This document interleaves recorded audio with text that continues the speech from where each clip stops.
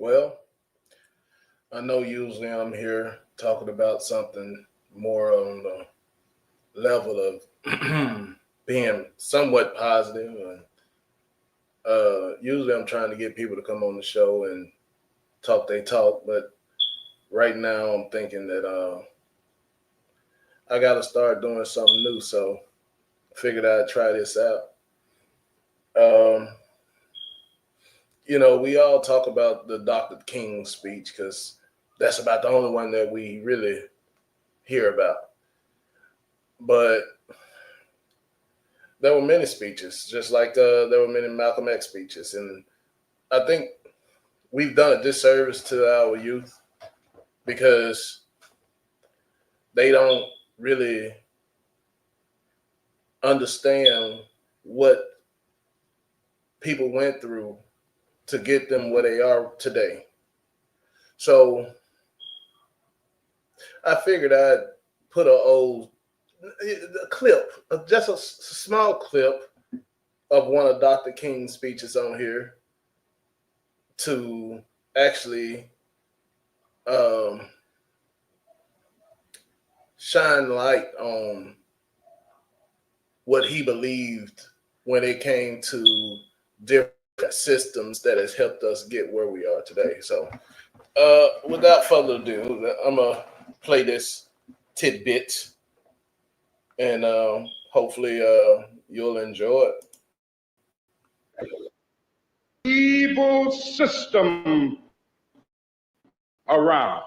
Martin Luther King believes that welfare is part of that system, damaging to black and white alike. Will not get right until this evil system is removed, because as I have listened and as I've looked and as I've lived in the ghetto, I've seen what this evil system has done. In how it has left little children mental scars. I've seen how this evil system has transformed nice, decent young women into prostitutes. I've seen how this system has transformed nice, decent young men into dope addicts trying to escape the ugliness of their daily life.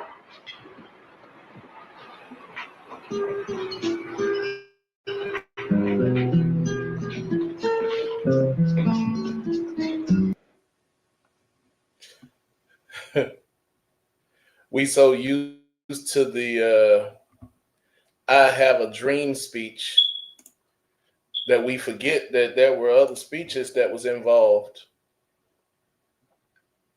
And there were other things that he talked about that, we just don't even discuss a lot.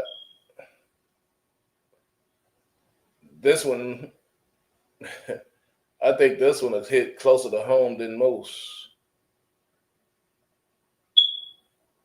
for people here in Cleveland.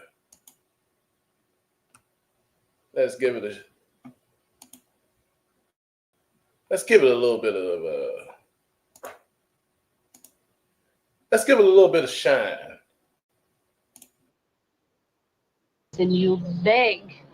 That's the only way you're going to get anything from the welfare.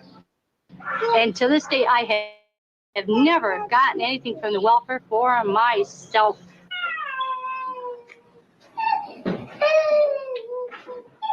Breakfast in the home of Carol King, a Cleveland welfare mother with 9 children. On the days before the welfare check arrives, there is half an orange for each child. Here, Nat.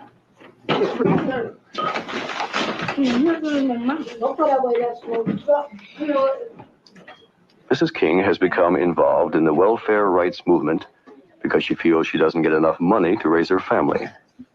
She gets less than 80 cents a day for each of her children. The Ohio legislature approves only 3/4 of in 1959. What's the matter? The rise of ADC recipients in the last 6 years has been particularly dramatic among Negro families in the northern ghettos. Some of y'all too Giving his presence is an economic hardship, and a whole class of women and children are growing up in the northern ghettos knowing neither husband nor father, only dependence on welfare. Life on welfare means waiting in line for food stamps, as for everything else. After getting her welfare check each month, Mrs. King's first stop is a food stamps center in the heart of Huff, Cleveland's Negro ghetto.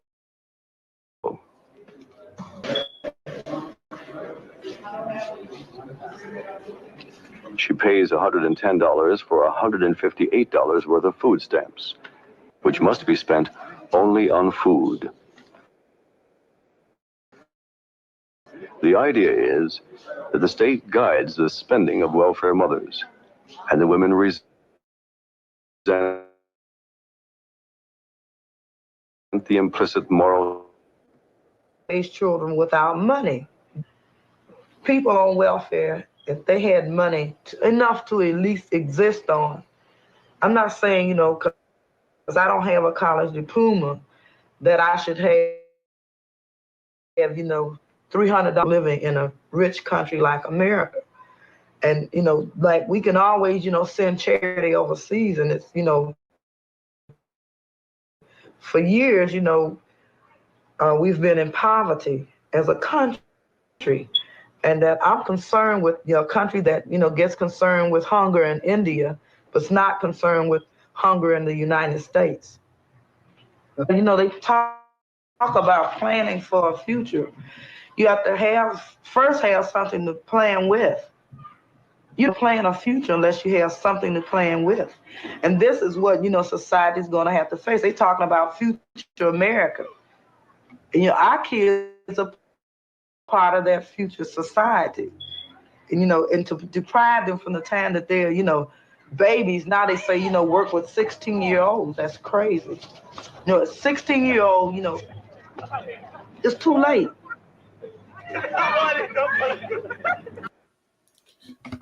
This is one of the times where I really get upset, because these women are the same women that our modern women talk about as if they were weak and they were stupid and they didn't have a choice of this and that, and just acting as if they didn't do way more than most of our modern women are doing today. But these videos are on there, 145,000 subscribers. So it's people that's watching. I wonder if it's us, because it don't seem like it don't seem like we the ones watching.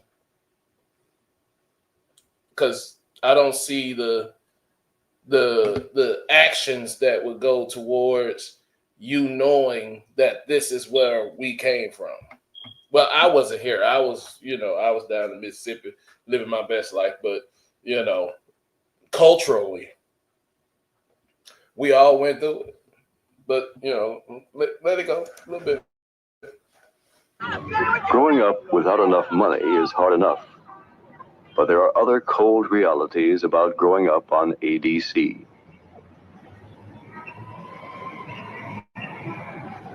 Welfare kids usually live in neighborhoods like Cleveland's Huff.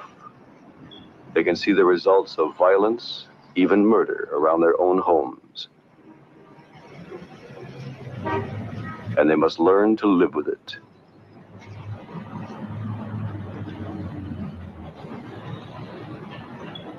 Hate to see these second generations of welfare coming up. And one of the things I think is more crucial to is the youth that's in the ghetto, because most of the youth that's coming up, they're ashamed to tell their buddies, say, well, yeah, we on welfare, we getting ADC or food stamps and things like this here. Everybody in my whole neighborhood was on relief. We used to run around and kid about it. because everybody in my neighborhood was on relief, but I was ashamed to go out my neighborhood and tell somebody I was DC. Yeah, ashamed of it. If a child does not have adequate clothing, they don't want to go. If they can't participate and go to the football games and to the movies, they don't want to go to school. So it starts when a child is small. They recognize the fact that they don't have the things that other children have. Children realize when they're different. They know, I don't care how small you are, you know when you're different. Because many times the teachers make you know that you're different.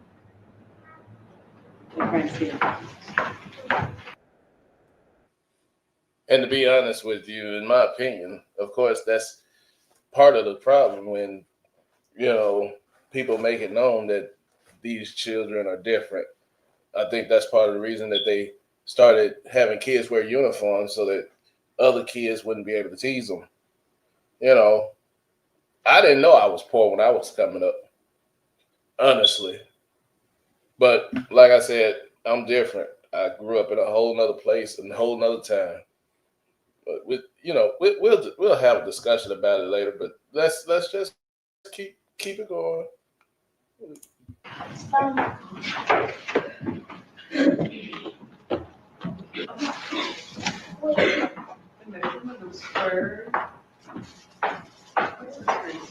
Welfare children don't have, I was not able to buy, white shirts for ties and things. If a mother go out like I do, I buy my child these knit sweaters and bandana sweaters and things like that. And he wear them with his pants. But Friday, he got to wear a shirt and a tie. And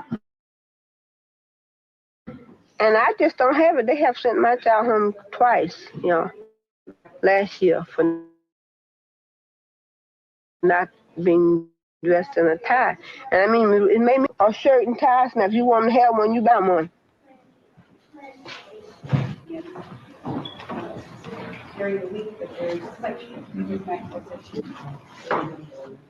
Even in school, constant and subtle discriminations are made between welfare children and other youngsters. To qualify for most free services, such as milk, a pupil must be on welfare, and thus declares himself a welfare child.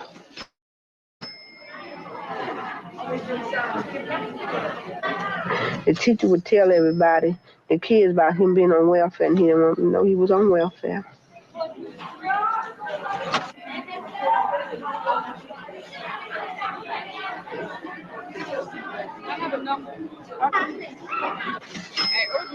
That lunch card they give him, it's on a special lunch that he get for welfare children, and it's not enough. They don't get no kind of dessert with it or ice cream, and I always have to give him more money to go with it.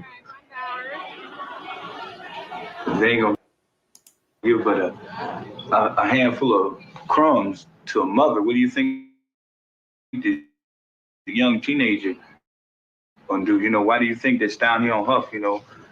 Because when it gets dark, they have to go out.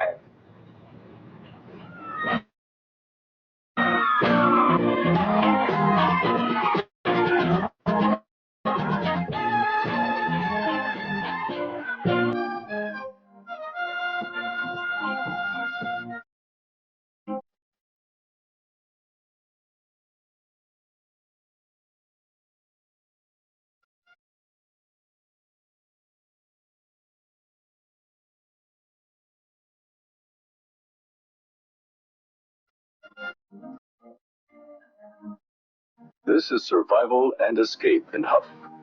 Music, movement, and this moment. But in the morning, no job that will pay a living wage.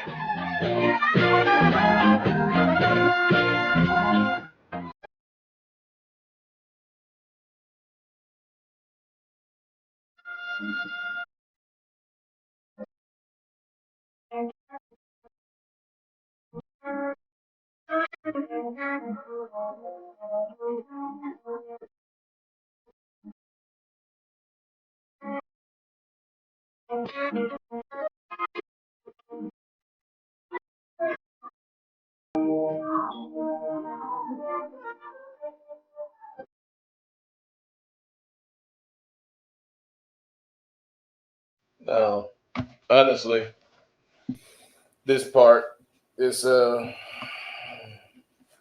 supposed to be the lesson that we have learned a long time ago, but the thing is, I think a lot of us looked at it the wrong way. And I want to know what your thoughts about this part is, because it's real disturbing to me, honestly, to see that we still making the same mistakes and doing the same things.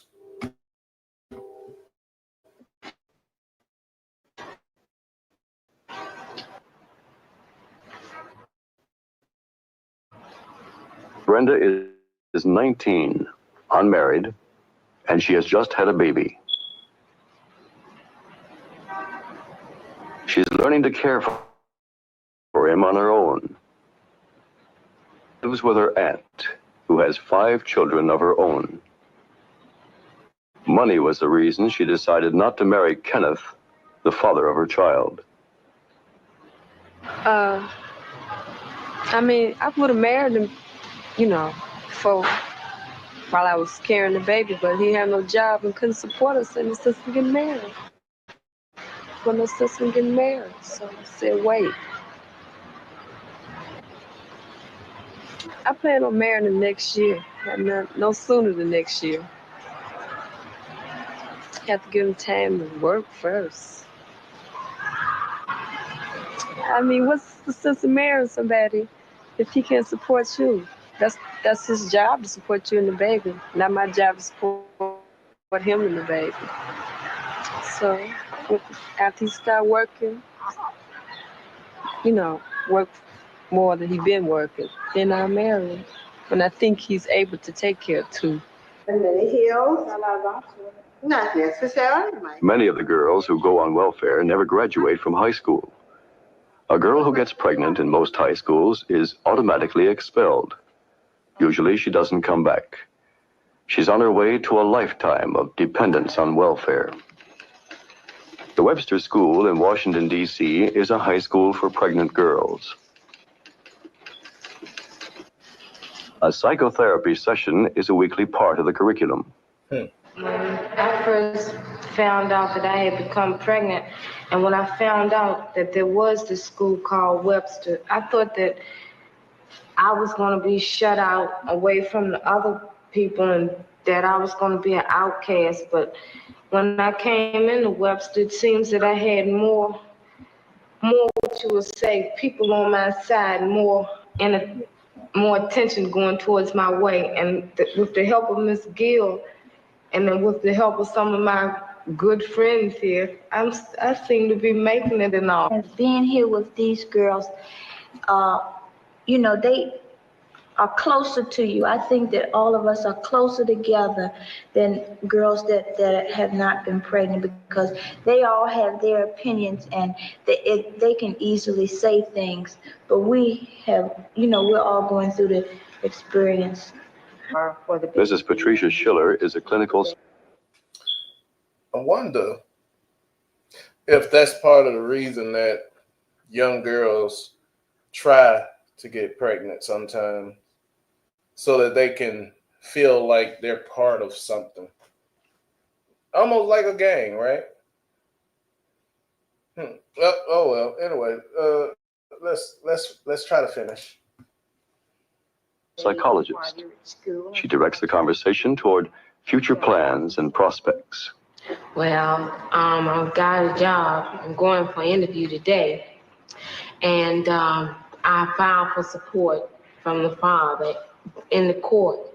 And it should be coming through by the time I get back in school in September. For a long time, I was under the firm belief that no one really has any excuse for being on public assistance. But when my grandparents and my father found out I was pregnant, their first attitude was, we aren't going to do anything for you. And my grandmother told me from the beginning, you may not bring this baby into my house. Now, she has responsibility for me until I'm 18 years old. I talk to my social worker here at school, and I have talked to people down at child welfare. And it's being made possible right now for my baby's born in September for me to put that child in a foster home and to visit it. And they'll take care of it until after I finish the 12th grade, and I'll be 18, I'll be on my own, and then I can provide for my child in my own way. And therefore, I think that it can be a good program. When a girl drops out before completing her high school education, she finds it difficult to get a job to take care of the baby. In many instances, this would force a girl to go on public welfare. If she gets Mrs. Fabola Gill is the school's principal. which is terrible, and there doesn't seem to be any way out of this for me, she is likely to have another out-of-wedlock child. You see that Mother's Day thing in the background. You see the smile and the just looks like it's just great time that they having raising a kid by themselves. I mean, I don't know. Maybe it's just me. Maybe I'm being picky, but you know, I ain't want to really just cut it off right there. We almost done with this one. I ain't gonna play that whole video. And everything, the name of it and everything in the description if you want to watch the whole video. And it's a very interesting watch, but I'm a little bothered. And as the babies continue coming, she gets farther and farther down into her state of depression. Many of our young girls would like to work, and they have tried. They really have tried to support their family, but everything else just tears them down, and eventually they just become satisfied with welfare. They don't try anymore because they see there's no sense of trying until this whole system is changed.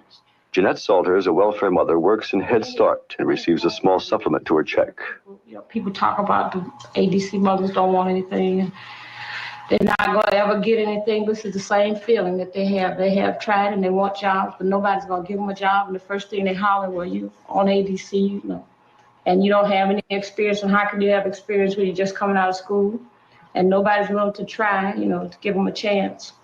And I'm beginning to believe, and so are most of the parents, that people want you on ADC. They like you there. You know, they can control you on ADC. And a lot of them just feel, well, I might as well sit here and get what I can. And they do have to cheat and lie and steal and to try to beat the system and try to just survive, not really live. Most of them are just surviving. Well, you know, I didn't want to.